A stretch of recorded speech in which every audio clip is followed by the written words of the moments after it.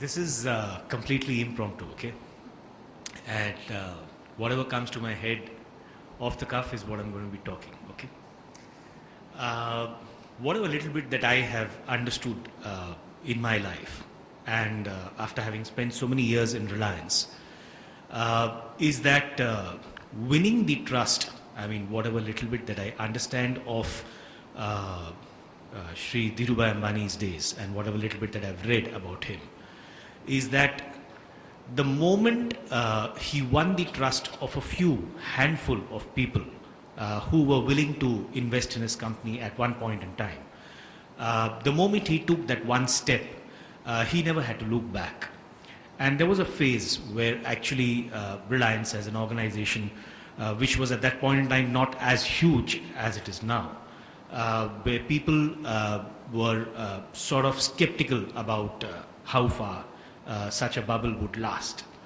From that stage onwards, for people to actually trust a company, to start lending money as loans to such a company, to start looking at the company differently. I mean, there were a handful of people who I understand who actually trusted the man at that point in time and actually parted with their monies to be able to sort of allow the company to grow, is something which even exists today big time.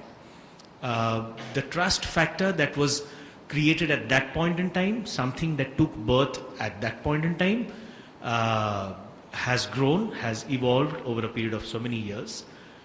Reliance went public about 33 years ago, and post that one had to never look back in the real sense. I mean, whenever the name Reliance went to its own shareholders, existing shareholders or fresh shareholders, the name never had to look back. So that is the kind of trust that once created always stays with you.